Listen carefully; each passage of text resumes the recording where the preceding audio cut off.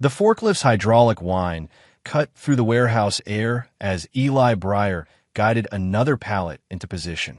Sweat dampened his gray work shirt despite the October chill creeping through the loading dock. He checked his watch, 2:47 p.m. Another 3 hours until shift end. His phone buzzed against his hip. Unknown number with a 509 area code. Spokane. Eli Breyer. Mr. Breyer? This is Rena Voss from Riverside Elementary. We need you to come in regarding an incident with Levon. Eli's hand tightened around the phone. What kind of incident? I'd rather discuss this in person. How quickly can you get here? 20 minutes. He was already walking toward the supervisor's office. Should I call my wife? A pause. We've already tried reaching Mrs. Breyer. She said she was unavailable. Eli stopped walking. Callie had said she was unavailable? For Levon. I'll be there. He found his assistant manager, Jim, restocking inventory sheets near the break room. Family emergency. Need to leave early. Jim nodded without looking up. Hope everything's okay. Eli grabbed his jacket and keys. As he walked to his truck, he dialed Callie's number. It went straight to voicemail. He tried again. Same thing done on the third attempt, she answered. What? Her voice carried that edge it always held when he interrupted her day. The school called. Something happened with Levon. They want us both there. That's not my problem. You figure it out. The words hit him like cold water. 8 years of marriage, and she never said anything like that about their son. Never. Callie, I'm busy, Eli. Handle it yourself. The line went dead. Eli stared at the phone for 3 seconds. Then he started the truck. Fine. Riverside Elementary's main office smelled like disinfectant and copy paper. Eli pushed through the glass doors at 3:12 p.m., his work boots squeaking against the polished floor. The secretary, a thin woman with graying hair, looked up from her computer. Mr. Breyer? They're waiting in conference room B. She led him down a hallway lined with student artwork. Construction paper, turkeys, and hand tray sleeves. Normal things. Kid things. Nothing that suggested whatever had happened to his son. The conference room held 4 adults around a rectangular table. Eli recognized Mrs. Maris. Levon's teacher, a compact woman in her 40s with sharp eyes and graying brown hair, pulled back. Beside her sat a tall black man in a police uniform. Across from them, Rena Voss shuffled through a manila folder. Mr. Breyer, please sit. Rena gestured to an empty chair. This is Officer Coulter, our school resource officer. Eli shook the man's hand. Firm grip. Direct eye contact. Where's Levon? He's with the school counselor, Mrs. Maris said. Mr. Harland is making sure he's okay. What happened? Rena opened the folder. Around 1:30 this afternoon, your wife came to the school and removed Levon from class without following proper checkout procedures. When we tried to stop her, she became agitated. Agitated how? Officer Coulter leaned forward. We have security footage. Would you like to see it? Eli nodded. Rena pulled out a tablet and tapped the screen. Grainy black and white footage showed the main hallway. Timestamp read 1:34 p.m. The video showed Callie walking quickly down the hall, her heels clicking against the floor. Her face was set in hard lines. She turned into what looked like a classroom doorway. That's Mrs. Maris's room, Rena explained. The video jumped to another angle. Now Callie was pulling Levon by the hand. The boy's face was turned up toward his mother, mouth open like he was trying to say something. Callie wasn't looking at him. They moved toward what appeared to be a side exit. A man in a dress shirt and tie approached them, tall, dark hair, confident walk. That's Mr. Harland, Officer Coulter said. Our school counselor. Callie stopped. Her posture changed, shoulders back, chin lifted. She spoke to Harland for maybe 30 seconds. Even in the grainy footage, Eli could see her body language shift. Animated, almost flirtatious. Harland gestured toward Levon. Callie turned to their son and crouched down. She spoke to him for several seconds. Levon's small body seemed to shrink. He nodded once. Then Callie stood and walked out the side door. Alone, Levon remained in the hallway with Harland. The boy's shoulders shook. She left him. Eli's voice came out flat.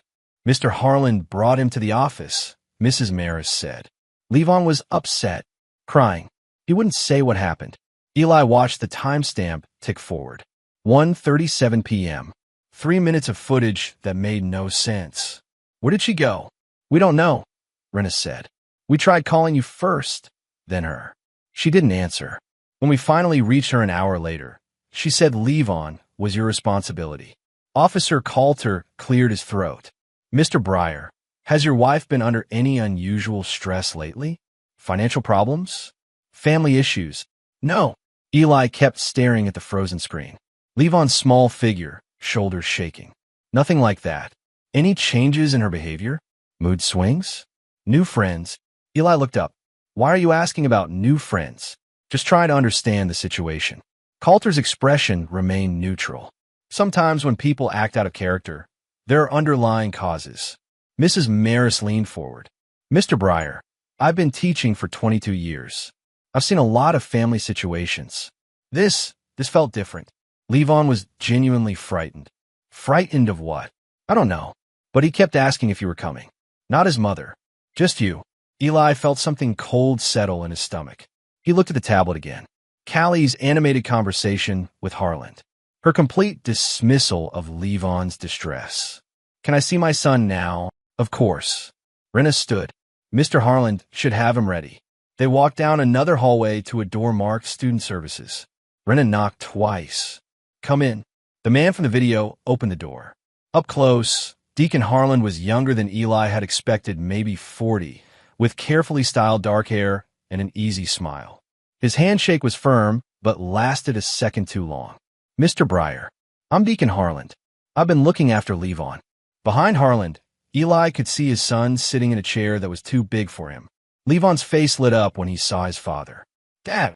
Eli moved past Harland and knelt beside the chair. Hey, buddy. You okay? Levon nodded, but his eyes were red. Can we go home? Absolutely. Eli stood and looked at Harland. Thank you for watching him. Of course. Levon's a special kid. We've had some good talks. Harland's smile never wavered. I hope Mrs. Breyer is feeling better. Feeling better. She seemed stressed when she picked him up. Family situations can be challenging. Eli studied Harland's face. The man's expression was perfectly sympathetic, but something in his eyes felt calculating. Right? Thanks again. As they walked toward the parking lot, Levon slipped his small hand into Eli's. His son's palm was sweaty. Dad, yeah. Are you mad at Mom? Eli stopped walking. They were beside his truck now, out of earshot from the school. He crouched down to Levon's eye level. Why would I be mad at Mom? Levon's eyes darted toward the school building, then back. She said not to talk about today. She said it was between us. What was between you? I can't tell you. I promised. Eli felt that cold feeling spread through his chest. Levon, did Mom or anyone else tell you not to talk to me about something? Levon bit his lip. His eyes filled with tears. It's okay, buddy. You don't have to tell me now. But remember, you can always talk to me about anything. Always. Okay. Levon nodded and wiped his nose with his sleeve as Eli buckled his son into the truck. He caught sight of Harland through the school's front windows. The counselor was watching them. The Breyer house sat on Elm Street in Spokane's Browns Addition neighborhood, a 1920s craftsman with a wide front porch and mature maple trees. Eli had bought it 5 years ago when warehouse supervisor money finally made a down payment possible. Callie had wanted something newer, bigger, in a development on the South Hill. But Eli liked the solid construction, the hardwood floors, the way afternoon light slanted through the living room windows that Callie's Honda was in the driveway when they pulled up. She was home. Levon ran ahead while Eli gathered his jacket and work thermos. Through the front window, he could see Callie moving around the kitchen. Normal domestic activity, like nothing had happened. Inside, the house smelled like the vanilla candles Callie burned constantly. Too sweet. Cloying. Levon, go wash your hands, Callie called from the kitchen. Dinner's almost ready. She appeared in the living room doorway, smoothing her hair. She'd changed clothes since this morning now, wearing a form-fitting sweater and jeans that looked more like going-out clothes than staying-home clothes. How was work? She asked. Eli set his thermos on the entry table. You tell me. What's that supposed to mean? You know what it means. Callie crossed her arms. If you're talking about the school thing, I already told you I was busy. I had appointments. What appointments? Since when do I have to clear my schedule with you?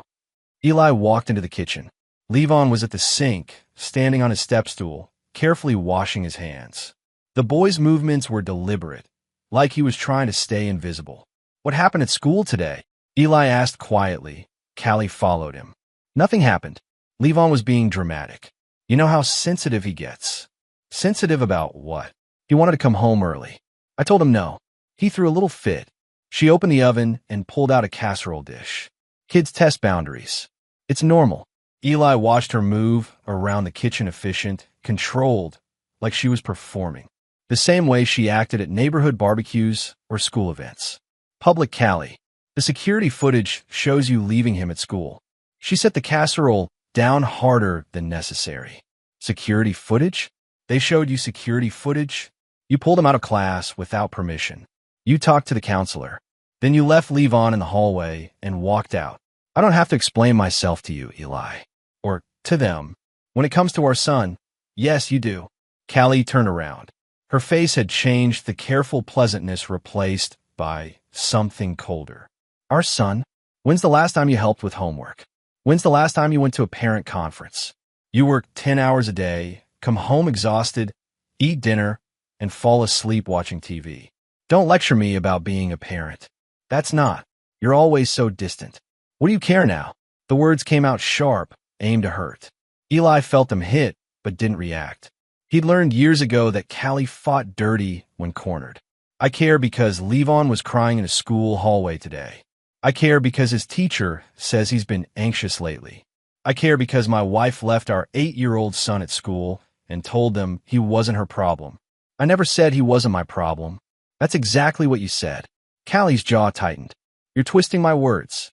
Am I? From the sink, Levon's small voice. Are you guys fighting? Eli looked at his son.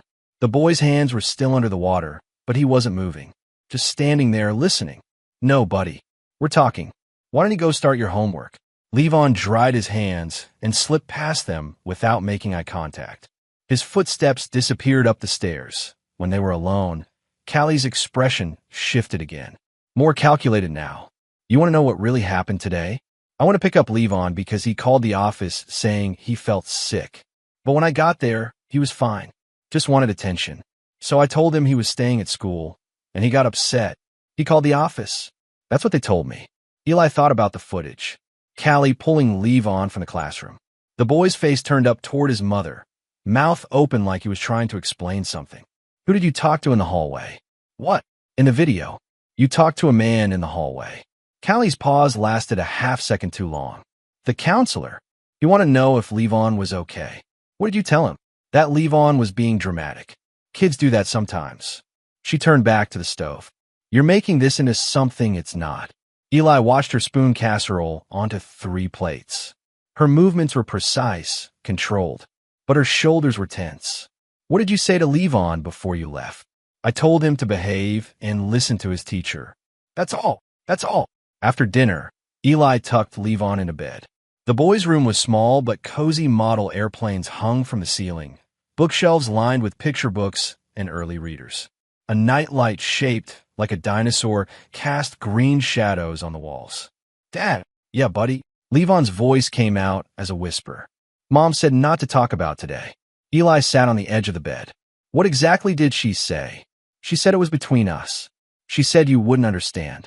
Understand what? Levon's eyes were wide in the dim light. I can't tell you. I promised. Levon, listen to me. If someone tells you to keep secrets from me, that's not okay. Even if it's Mom. But she said you'd be upset. I won't be upset with you. Ever. You understand. Levon nodded, but Eli could see the confusion in his son's face. 8 years old, and already being taught to keep secrets. Downstairs, Callie was loading the dishwasher. She didn't look up when Eli entered the kitchen. He's scared, Eli said. Kids get scared. It passes. Scared of what, Callie? She closed the dishwasher and turned around. Maybe he's scared because his father is acting paranoid. Maybe he's picking up on the fact that you're treating me like a criminal. I'm trying to understand what happened today. What happened is that you embarrassed our family. They showed you security footage like I'm some kind of threat. How do you think that makes me feel? Eli studied her face. The hurt expression, the defensive posture. If he didn't know better, he believed she was the victim here. I didn't ask to see the footage. They offered. Because you made them think something was wrong. Something is wrong. Our son is keeping secrets. You left him at school. You told me he wasn't your problem. I was upset. People say things when they're upset. Do they? Callie's eyes flashed. What's that supposed to mean? It means I've never heard you talk about Levon that way. Ever. Well, maybe you don't know me as well as you think.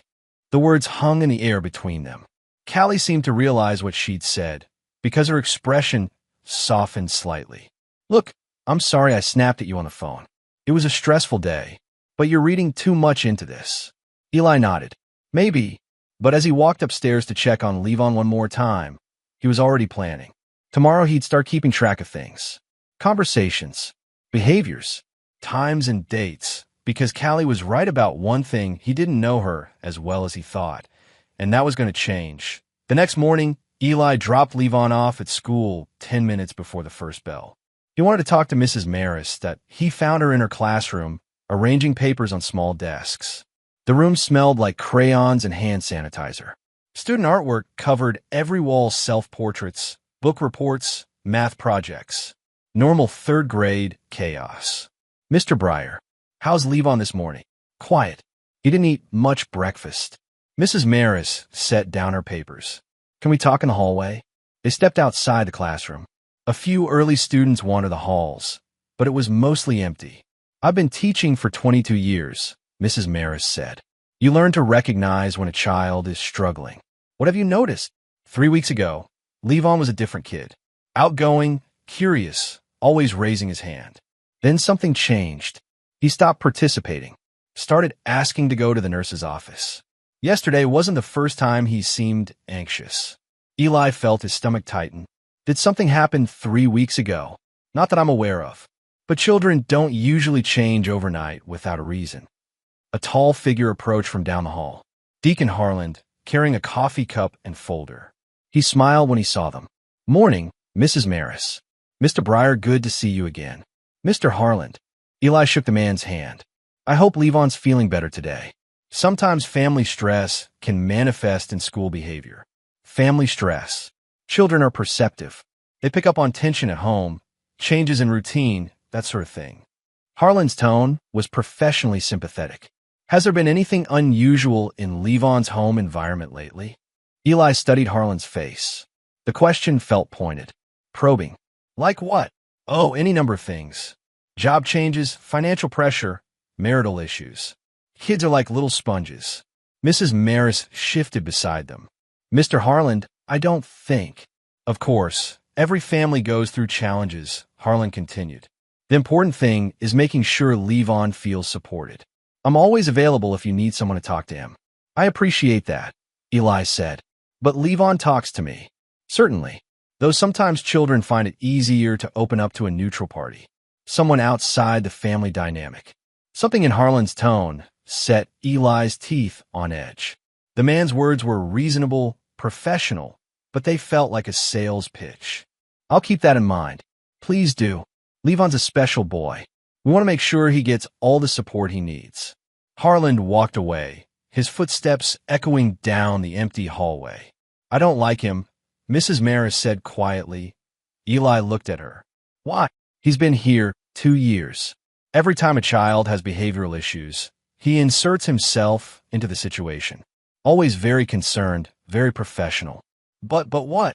Children don't usually improve after spending time with him. If anything, they get more withdrawn. The first bell rang.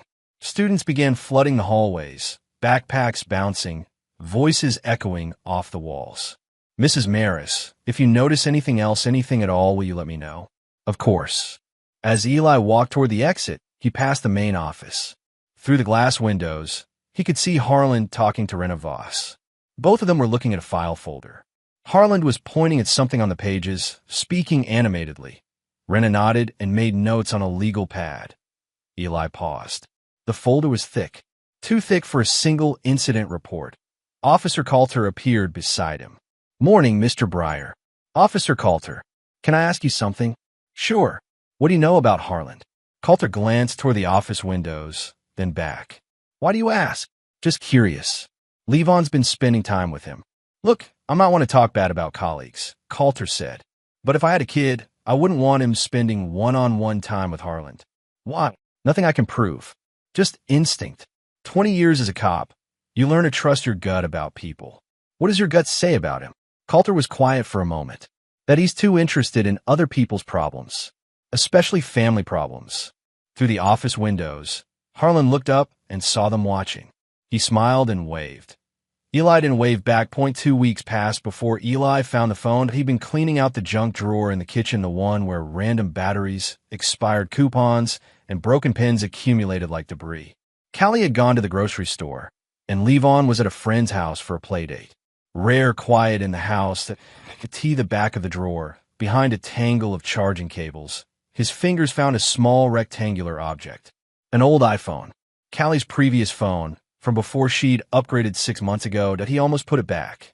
Almost, but something made him press the power button. The screen lit up, 12% battery remaining. She'd never wiped it. The passcode screen appeared. 4 digits. Eli tried Levon's birthday, 0314. Invalid. Their anniversary, 0627. Invalid. Callie's birthday, 1109. Invalid. He was about to give up when he remembered something. The day they'd bought the house. Callie had been obsessed with that date, checking and rechecking the paperwork, making sure everything was perfect. The phone unlocked. Eli stood in the kitchen, holding his wife's old phone, crossing a line he'd never thought he'd cross. But something was wrong in his house. Something was wrong with his son. And his wife was lying to him. That he opened the messages at most of the conversations were mundane grocery lists, school reminders, texts with her sister in Portland. But one contact name made him stop. Deacon. The first message was dated 6 weeks ago. Deacon. How are things at home? Callie. Complicated. Eli's been working more. I feel invisible. Deacon. You're not invisible to me. Callie. That's sweet. Thanks for listening today. Eli scrolled up. The conversation went back months. Dozens of messages, starting casual and growing more intimate. Deacon. Coffee tomorrow? I have some ideas about Levon's situation. Callie. Yes. The usual place? Deacon. Always. You know how much these talks mean to me. The usual place. They had a usual place. Eli kept reading. The messages became more personal. Callie complaining about Eli's long hours, his emotional distance.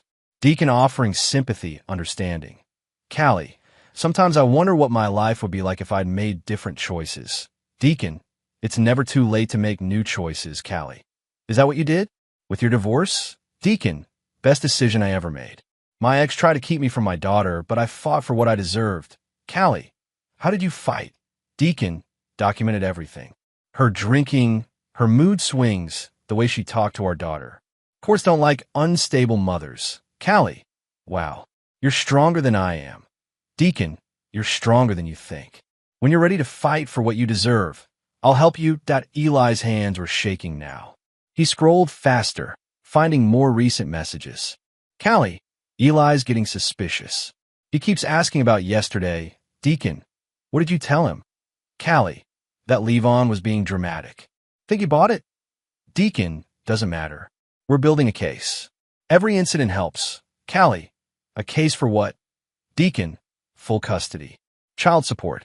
A fresh start. Callie. What about Levon? He loves his father. Deacon. Kids adapt. Especially when they see their mother happy for the first time. Callie. And you think I'll be happy? Deacon. With me? I guarantee it. The messages continued. Plans to document Eli's emotional distance. Strategies to position Callie as the primary caregiver. Discussions about Eli's work schedule, his personality, his relationship with Levon. Deacon. Once the CPS report is filed, he'll fold. They always do. Callie. You really think so? Deacon. I've seen it dozens of times. Men like Eli, blue-collar, traditional, prideful, they can't handle public scrutiny. He'll agree to whatever keeps his name out of the system. Callie. He's stubborn, but I'll break him. Deacon. We'll break him. Together. Eli read that exchange 3 times. We'll break him. Together. There were photos. Callie in Deacon's office, sitting close together. Callie in what looked like a restaurant, smiling at someone across the table. The angle suggested Deacon had taken the picture. The most recent message was from yesterday. Deacon, Phase 2 starts next week. You ready? Callie, what's Phase 2? Deacon, Levon needs to start opening up about problems at home. I'll work with him during our sessions. Callie, sessions? Deacon, I've recommended weekly counseling for his anxiety. Rena already approved it. Callie, what will you tell him to say? Deacon, nothing dramatic. Just that daddy gets angry sometimes. That mommy seems sad. Small things that build a pattern.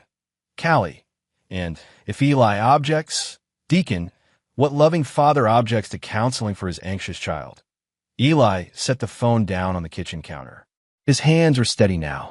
The shaking had stopped, replaced by something colder as he walked to his home office, a converted bedroom where he kept important papers.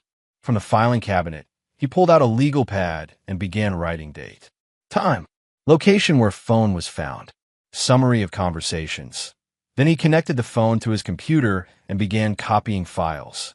Screenshots of every message, every photo, timestamps, and contact information. When he finished, he put the phone back exactly where he'd found it. Then he called in sick to work. 3 days later, Mrs. Maris asked Eli to stay after pickup. Levon was in the bathroom, so they had a few minutes alone in the empty classroom. Mrs. Maris closed the door and pulled 2 chairs together. Something happened today, she said. Eli felt his stomach drop. What? Levon came to me during recess. He was upset. He said he needed to tell me something, but he wasn't supposed to. What did he say? Mrs. Maris pulled out a small notebook. I wrote down his exact words. He said, Mom told me that if I tell anyone about our talks, Daddy will go to jail. The words hit Eli like ice water. Their talks. I asked him what talks. He said he couldn't tell me because it was a secret. But then he said, Mr. Harlan says Daddy gets angry, but I don't think he does. Harlan is having talks with my son. Apparently. Weekly sessions. For his anxiety. I never approved any sessions. Mrs. Maris looked confused. But the paperwork was signed. I saw it myself. By who? Your wife. Last Monday. Eli tried to keep his expression neutral, but rage was building in his chest. What else did Levon say? He asked me if I thought you were mean. I told him absolutely not. He seemed relieved, but then he got scared again. He said he wasn't supposed to talk about you with anyone except Mr. Harlan. Where is he now? Levon. Bathroom. But Mr. Breyer, there's something else. Mrs. Maris looked toward the door, then back. I think someone's been coaching him. The things he says about home situations, they sound rehearsed. Like he's repeating phrases he's heard. What kind of phrases? Yesterday, he told me he was worried about you because you seemed stressed all the time. Those aren't words an 8-year-old would use. And when I asked him what made him think that, he couldn't explain it. Eli stood up. I need to talk to my son. Mr. Breyer, wait. There's more. He sat back down. Officer Coulter has been asking questions about Mr. Harlan. Quietly. Apparently, other parents have had concerns. What kind of concerns? Children becoming more withdrawn after sessions with him. Families with sudden problems that seem to appear out of nowhere. Messy custody situations where Harlan ends up being the key witness. The bathroom door opened down the hall. Small footsteps approached. Don't let Levon know we talked about this, Mrs. Maris whispered. But please be careful. Something isn't right. Levon appeared in the doorway, backpack over his shoulder. His face lit up when he saw his father. Ready to go, buddy? Yeah. Can we get ice cream? Sure. As they walked to the truck, Eli's mind was racing. Callie had signed paperwork for counseling sessions. Sessions designed to coach Levon into saying things about him. Sessions meant to build a case. Dad, yeah. Do I have to keep seeing Mr. Harlan? Eli stopped walking. Why do you ask? I don't like talking to him. He asks weird questions. What kind of questions? Levon looked around the parking lot, then back at his father. About you. About if you get mad. About if Mom seems sad. What do you tell him? I tell him you don't get mad. But he keeps asking. Eli knelt down beside the truck. Levon, listen to me. You never have to answer questions that make you uncomfortable. Even if a grown-up asks them. Even if it's someone from school. But Mr. Harlan says I have to talk about my feelings. You can talk about your feelings with me. Or with Mom. Or with Mrs. Maris. You don't have to talk to Mr. Harlan if you don't want to. Really? Really? Relief washed over Levon's face. Good. He makes me feel weird. That night, after Levon was in bed, Eli confronted Callie about the counseling sessions. You signed paperwork for Levon to see the school counselor. She was folding laundry in the living room, her movements sharp and efficient. He's been anxious. I thought it would help. You didn't discuss it with me. Since when do I need permission to get help for our son? Since always. We make decisions about Levon together. Callie slammed a t-shirt down on the coffee table. Do we? Because most of the time, you're not here. I'm the one dealing with his problems. What problems? His anxiety. His questions about why you work so much. His worries about us fighting. We don't fight. Not in front of him. We're fighting right now. Eli studied her face. The defensive anger. The way she'd turned the conversation back on him. Classic Callie, but more calculated than usual. What does Harlan think about Levon's anxiety? He thinks it's environmental. Something at home is making Levon nervous. Something at home like what? Like having a father who's never here. Like having parents who don't communicate. Did Harlan tell you that? He doesn't have to. It's obvious. Eli walked to the window and looked out at the street. Tori Finch was bringing in her garbage cans from the curb. Normal suburban evening. Normal neighborhood activities. Nothing about his life felt normal anymore. I want to meet with Harlan, he said. Why? Because he's counseling my son, and I want to know what they talk about. You don't trust me to handle it. I don't trust him. Callie's expression changed. Surprise, then something that looked like panic. Why would you say that? Because something feels wrong, Callie. Everything feels wrong. She stood up, scattering folded clothes. You're being paranoid. Am I? Yes. And it's exactly the kind of behavior that worries Levon. What's that supposed to mean? Nothing. Forget it. But Eli didn't forget. He went upstairs and added the conversation to his legal pad. Time, date, exact quotes. The case against him was being built one conversation at a time. But now he was building case two. Saturday morning, Eli was washing his truck in the driveway when Tori Finch approached from next door. She was wearing gardening gloves and carrying a small shovel, her gray hair pulled back in a practical ponytail. Morning, Eli. Morning, Tori. She walked to the fence line between their properties and began digging around a rose bush.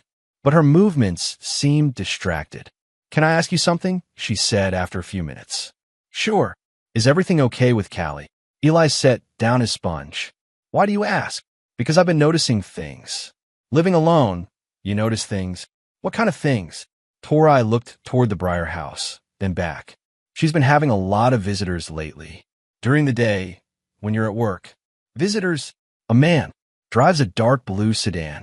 He's been here 3 times this week. Eli felt his pulse quicken. What does he look like? Tall, dark hair, well-dressed. Professional looking. Deacon. How long does he stay? Usually about an hour. Sometimes she goes outside and gets in his car. They'll sit there talking for maybe 20 minutes, then he drives away. Did you see them yesterday? Thursday, around 2 o'clock. She seemed upset when she came back inside. Thursday, the day after Eli had found the phone. Tori, can I ask you a favor? She set down her shovel. Of course. If you see that car again, could you let me know? Maybe take a picture of the license plate. Are you in some kind of trouble? Eli looked at his neighbor. Tori had lived on Elm Street for 15 years, since before her husband died. She was quiet, observant, and minded her own business. But she was also fiercely protective of the neighborhood. I think so, but I can't prove it yet. What do you need me to do? Eli pulled out his phone and gave her his number. Just text me if you see anything. Times, dates, how long they stay. Done. That afternoon, while Callie was grocery shopping and Levon was playing in the backyard, Eli's phone buzzed. Text from Tori. Dark sedan, just pulled up. She's going outside. Eli moved to the living room window. Through the curtains, he could see Callie walking toward a car parked across the street. Dark blue sedan, just like Tori had described. Callie got into the passenger seat. From his angle, Eli couldn't see the driver clearly, but the build looked right for Deacon. They sat in the car for 25 minutes. Eli could see Callie's silhouette, animated, gesturing with her hands. Whatever they were discussing was intense. When she got out, her face was flushed. She smoothed her hair and walked back to the house like nothing had happened. Eli was in the kitchen when she came through the front door. How was shopping? Fine. Traffic was terrible. She set grocery bags on the counter and began unpacking. Her movements were quick, distracted. Forget anything. What? You were gone for 2 hours. Seems like a long time for groceries. I stopped at the bank and the pharmacy. She didn't look at him while she spoke. Is that okay with you? Of course. Just curious. But when Eli checked the grocery receipt later, the timestamp showed she'd only been in the store for 43 minutes. That evening, his phone buzzed again. Text from Tori. Want to talk? I'm on my front porch. Eli told Callie he was checking the mail and walked outside. Tori was sitting on her porch swing, a cup of tea in her hands. I got the license plate number, she said quietly. She handed him a piece of paper. The number was written in careful handwriting. Thank you. Eli, I don't know what's going on, but I want you to know if you need help, if you need someone to watch Leave On or witness something, I'm here. Why? Because I've seen this before. My cousin went through something similar 15 years ago. His wife, her boyfriend, a custody scheme. It nearly destroyed him. What happened? He figured it out too late. Lost his kids for 2 years while the courts sorted it out. By the time he got them back, they'd been poisoned against him. Eli felt something cold settle in his stomach. How did he fight it? Documentation, evidence, witnesses, and a good lawyer. Did he win? Eventually. But it cost him everything: his house, his savings, his relationship with his kids. Even when the truth came out, the damage was done. Tori sipped her tea and looked toward the Breyer house. Don't let that happen to you. Monday morning, Eli called in sick to work again. He had research to do. First, he ran the license plate number through an online database. The car was registered to Deacon Andrew Harland. Address, 1247 Riverside Avenue, Spokane. Next, he researched Harland himself. LinkedIn profile showed 2 years at Riverside Elementary, 3 years at a middle school in Coeur d'Alene before that. Before education, he'd worked in social services. Eli dug deeper. Public records showed Harland had been divorced 3 years ago. His ex-wife had filed for a restraining order during the proceedings, claiming harassment and emotional manipulation. The restraining order had been dropped as part of the settlement. More concerning, 2 families in Coeur d'Alene had filed complaints against Harland during his time at the middle school. Both complaints involved inappropriate counseling methods and overstepping professional boundaries. No formal action had been taken. Eli printed everything. Then he drove to Riverside Elementary. He found Officer Coulter in the main hallway, talking to a group of 5th graders about bicycle safety. Officer Coulter, could I speak with you privately? Sure. Give me 5 minutes. When the students dispersed, Coulter led Eli to an empty classroom. What's on your mind? Deacon Harland. Coulter's expression sharpened. What about him? I think he's been manipulating my son. And my wife. That's a serious accusation. I have evidence. Eli pulled out his phone and showed Coulter screenshots of the text messages between Callie and Deacon. He watched the officer's face change as he read. Where did you get these? My wife's old phone. She forgot to wipe it. This shows an inappropriate relationship between a school employee and a parent. It also suggests they're coaching your son to make false statements. What can you do about it? Coulter was quiet for a moment. Officially? Not much yet. These messages don't prove criminal activity, but they do violate school policy and professional ethics. And unofficially, I've been watching Harland for months. Other parents have raised concerns. This gives me ammunition to open a formal investigation. What do you need from me? Copies of everything. And keep documenting. Every conversation, every incident, every contact between your family and Harland. I've been doing that. Good. Also, you mentioned your neighbor has been taking photos. Of Harland's car, yes. Get copies of those too. We need to establish a pattern of contact outside normal school functions. Eli nodded. What about my son? How do I protect him from their sessions? Legally, you can refuse counseling services. As the father, you have that right. What if Callie objects? Then it becomes a custody issue. But if you can prove the counseling is harmful or manipulative, the courts will side with you. They walked toward the main office. Through the glass windows, Eli could see Harland at his desk, talking on the phone. The man looked up and saw them watching. His expression flickered surprise, then calculation. He knows, Coulter said quietly. Knows what? that were onto him. Look at his body language. Harland was sitting straighter now, his conversation more animated. He was positioning himself so they couldn't see his computer screen. What does that mean? It means things are about to escalate. If he thinks his plan is in danger, he'll accelerate the timeline. How? He'll push for a crisis. Something that forces CPS involvement or emergency custody proceedings. Eli felt his stomach tighten. What kind of crisis? False allegations, claims of abuse or neglect, manufactured incidents that make you look unstable. How do I stop it? By beating him to the punch. That afternoon, Eli gathered everything he had. Screenshots of text messages, photos of Harland's car at his house, documentation of unauthorized counseling sessions, public records about Harland's past employment issues that he made 3 sets of copies. The first set went to the school district superintendent, along with a formal complaint about Harland's conduct. The second set went to the state licensing board for professional counselors. The third set he kept for himself. Then he sent an anonymous email to every parent in Levon's class. Parents should be aware that school counselor Deacon Harland has been conducting unauthorized counseling sessions with students and maintaining inappropriate contact with families outside school hours.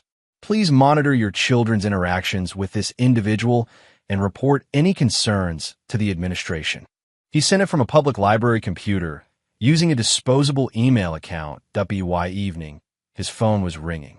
Mr. Breyer? This is Principal Anderson. We need to meet tomorrow morning. Please bring your attorney. The meeting was scheduled for 8 a.m. in the principal's conference room.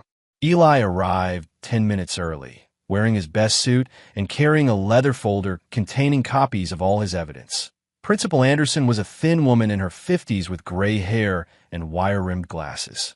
She sat at the head of the table with Superintendent Williams, a heavy-set man with careful eyes.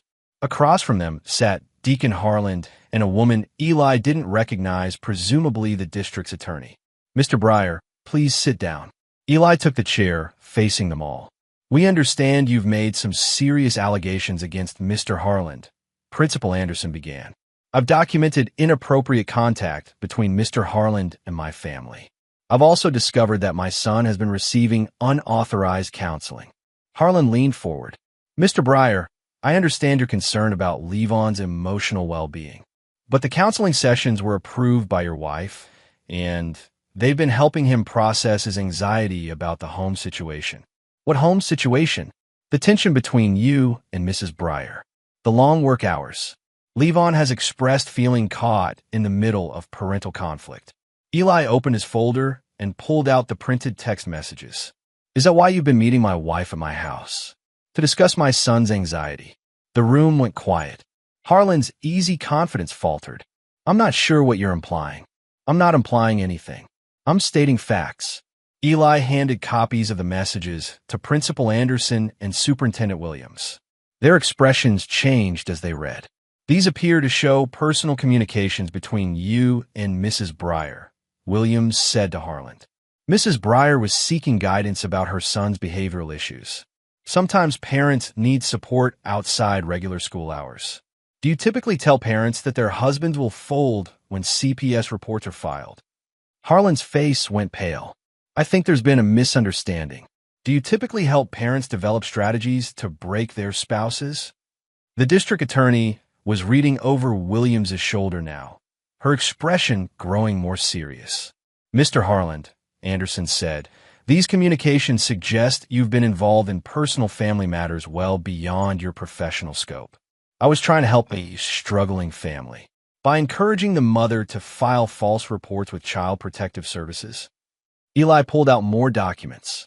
I've also discovered that Mr. Harland has a history of similar behavior at his previous employment. 2 families in Coeur d'Alene filed complaints about inappropriate counseling methods. He handed over the public records about Harland's past issues. Williams set down the papers. Mr. Harland, you're suspended pending a full investigation. Please clear out your office. You can't do this based on out-of-context text messages. We can and we are. Security will escort you out. As Harland left the room, escorted by 2 district security officers, Principal Anderson turned to Eli. Mr. Breyer, we owe you an apology. This situation should never have been allowed to develop. What about my son? How do we make sure he's okay? We'll arrange for him to meet with a different counselor, someone from outside the district, and we'll be reviewing all of Mr. Harlan's previous cases. Eli drove home feeling like he'd won the first battle. But the war wasn't over. That afternoon, Callie filed for legal separation and full custody of Levon. The court papers were delivered to his work by a sheriff's deputy. Eli read them in the warehouse break room, surrounded by the noise of forklifts and machinery.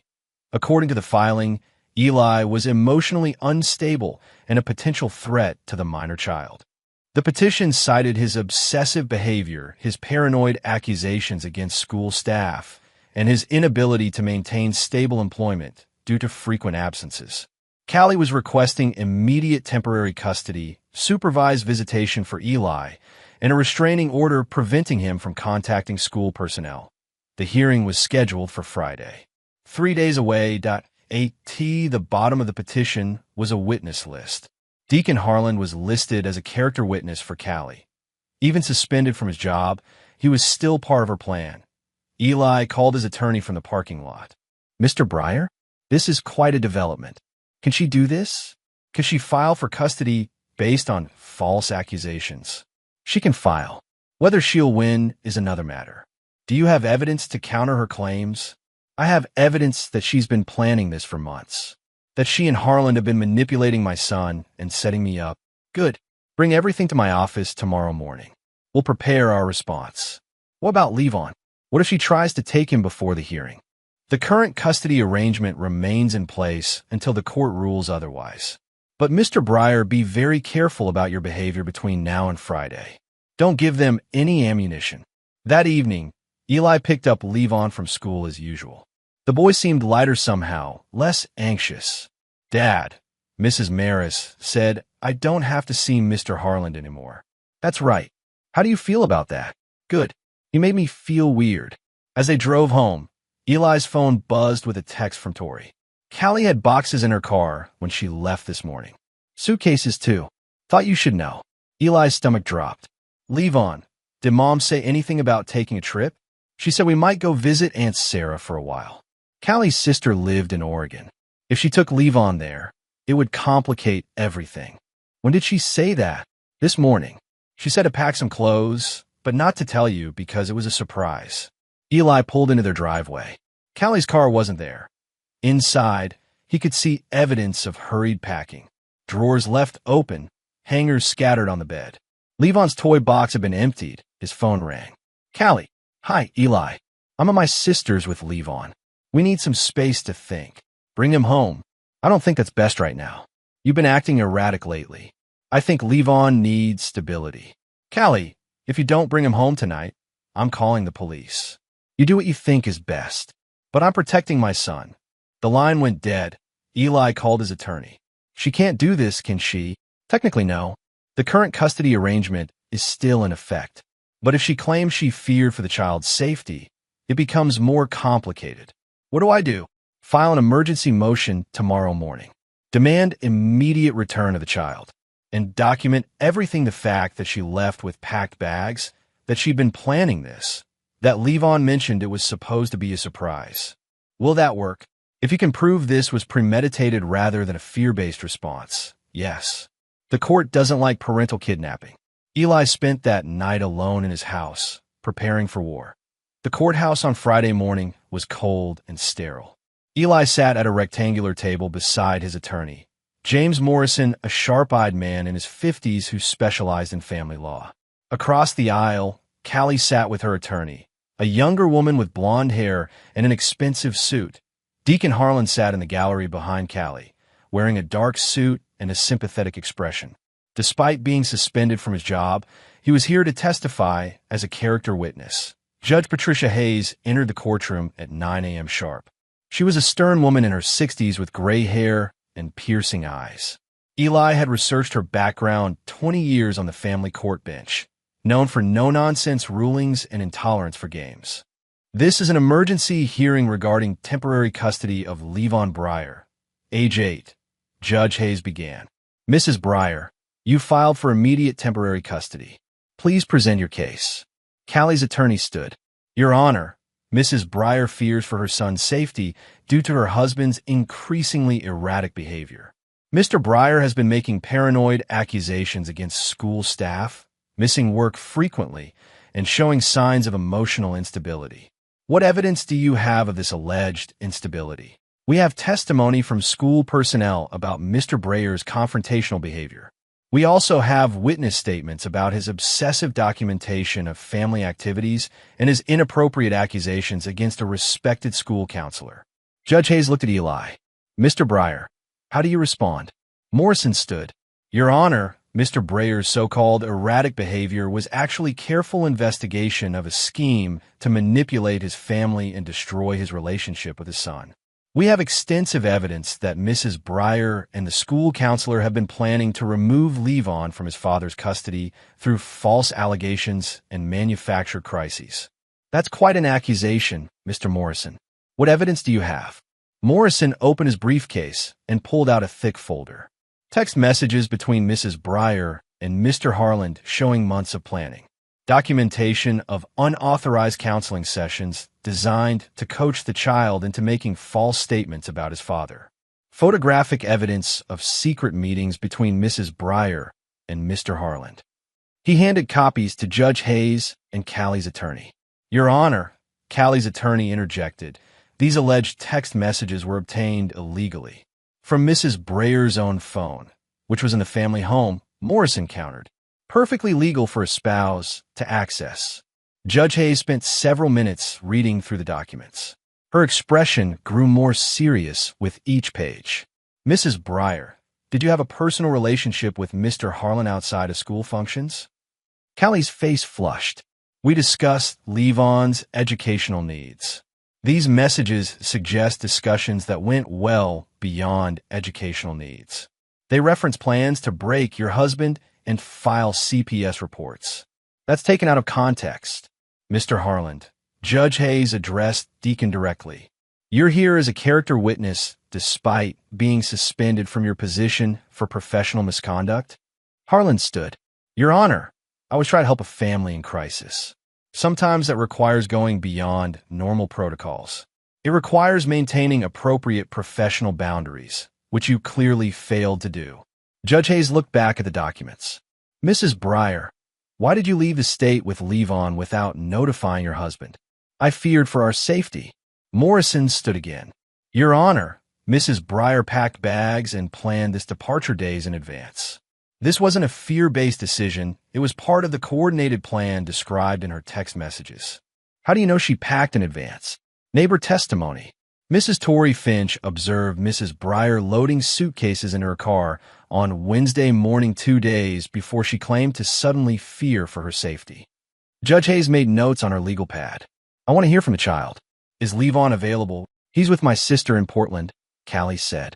Bring him back. Today. This hearing will resume on Monday with Levon present for an in-camera interview. Your Honor, traveling might be traumatic for him. Mrs. Breyer, you removed the child from his home and school without court approval. The trauma has already occurred. Bring him back. Judge Hayes looked at both parties. In the meantime, I'm ordering that Levon be returned to the family home in Spokane. Mr. Breyer will have primary physical custody pending resolution of this matter. Mrs. Breyer will have supervised visitation. Callie's attorney shot to her feet. Your Honor, that's exactly what we're trying to prevent, based on allegations that appear to be fabricated. This court does not look kindly on parental alienation or false accusations designed to manipulate custody arrangements. As I left the courthouse, Morrison pulled Eli aside. That went better than expected, but this isn't over. They'll regroup and come back with new strategies. What kind of strategies? Character assassination. They'll try to find real problems in your life to focus on instead of their manufactured ones. There aren't any real problems. Everyone has something, Mr. Breyer. Financial issues, past mistakes, personality flaws. They'll find whatever they can and magnify it. That afternoon, Eli picked up Levon from the Portland airport. His son looked tired and confused, clutching a small backpack. Dad, am I in trouble? No, buddy. You're not in trouble at all. Why do we have to go to Aunt Sarah's? Mom said you were sick. I'm not sick. Mom was just confused about some things. As they drove home, Levon was quiet for a long time. Finally, he spoke. Dad, I told Aunt Sarah what Mr. Harlan asked me to say about you. Eli felt his pulse quicken. What did you tell her? That he wanted me to say you get angry and yell. But I told Aunt Sarah that's not true. You never yell. What did Aunt Sarah say? She said I should always tell the truth, even if grown-ups tell me not to. Eli reached over and squeezed his son's hand. Aunt Sarah's right. You should always tell the truth, even if it makes Mom sad. Even then, by Monday morning, news of Harlan's suspension had spread throughout the school community. Eli's anonymous email had been forwarded and re-forwarded until most parents in the district had seen it. Other stories began emerging. The Martinez family came forward with concerns about their daughter's sessions with Harlan. 7-year-old Sophia had become withdrawn and anxious after meeting with the counselor, claiming he asked weird questions about her parents' marriage. The Johnsons reported that their son had been coached to express concerns about his father's anger issues. Despite the fact that Robert Johnson was known throughout the community as one of the most mild-mannered men alive, 3 more families revealed that Harlan had suggested their children needed ongoing counseling for various manufactured problems, always with a focus on fathers who were emotionally distant or potentially unstable. A pattern emerged. Harlan targeted families with working-class fathers and stay-at-home or part-time working mothers. He positioned himself as a supportive figure for the mothers while systematically undermining the fathers' relationships with their children. Principal Anderson called an emergency parent meeting for Wednesday evening. The school's multipurpose room was packed with concerned families. We want to assure everyone that Mr. Harlan's employment with the district has been terminated, Anderson announced. We're reviewing all cases he was involved with and offering alternative counseling services for any affected children. A mother near the front raised her hand. How did this go on for so long without anyone noticing? We're conducting a full investigation into our oversight procedures. We clearly failed to identify inappropriate behavior that should have been stopped. What about liability? Another parent asked. If our children were manipulated or coached to make false statements, what recourse do we have? The district's attorney stepped forward. We're prepared to work with affected families to address any damages that may have resulted from Mr. Harlan's actions. After the meeting, several parents approached Eli. Thank you for speaking up, said Maria Martinez. If you hadn't exposed this, Sophia might have spent months being manipulated. Robert Johnson shook Eli's hand. I don't know how you figured it out, but you probably saved a lot of families from going through hell. But not everyone was supportive. A small group of parents remained loyal to Harlan, convinced that he was being scapegoated. They whispered that Eli was vindictive, that he destroyed a good man's career over personal problems. Callie was part of that group, that on Thursday, she appeared on a local news program, tearfully defending Harlan and claiming that her husband's obsessive behavior had ruined an innocent man's life. Deacon was trying to help families, she said, dabbing her eyes with a tissue. He cared about children. And now his reputation is destroyed because my husband couldn't handle the idea that our son might need counseling. The interviewer pressed her on the text messages. But the messages show you and Mr. Harlan planning to manipulate custody proceedings. Those messages were taken out of context. We were discussing legitimate concerns about Levon's emotional well-being. Messages that reference breaking your husband and filing false CPS reports. I was emotional. I was scared. People say things they don't mean when they're trying to protect their children. Eli watched the interview from his living room, Levon playing with toy cars on the floor beside him. His son looked up during Callie's tearful performance. Why is Mom crying on TV? She's upset about some things that happened. Is she upset with me? No, buddy. She's not upset with you. But Eli could see the confusion in his son's eyes. 8 years old, and already learning that the adults in his life weren't always truthful, the interview backfired. Instead of generating sympathy for Callie and Harlan, it prompted more parents to come forward with their own stories. The local news station ran a follow-up story featuring interviews with affected families. By Friday, Harlan's professional reputation was in ruins. The state licensing board opened a formal investigation that would likely result in the permanent revocation of his counseling license. More importantly for Eli's case, public opinion had shifted decisively in his favor. The community now understood that Callie and Harland had been the manipulators, not Eli. 6 months later, after the divorce was finalized and Eli had been awarded sole custody, he made his final move that he'd spent those months quietly building an even stronger case against Harland. Working with a private investigator, he'd uncovered evidence that Harland's behavior at Riverside Elementary was part of a larger pattern going back years. In Colorado, before his time in Idaho, Harland had been quietly dismissed from a school district after allegations of inappropriate relationships with parents. In Montana, before Colorado, he'd left another position under suspicious circumstances. Always the same pattern: targeting vulnerable families, positioning himself as a supportive figure for struggling mothers, systematically undermining fathers, and pushing for custody changes that benefited his romantic interests. Eli compiled everything into a comprehensive dossier. Screenshots of text messages, audio recordings of Levon describing his sessions with Harland, witness statements from neighbors about secret meetings, documentation of Harland's history of professional misconduct across multiple states.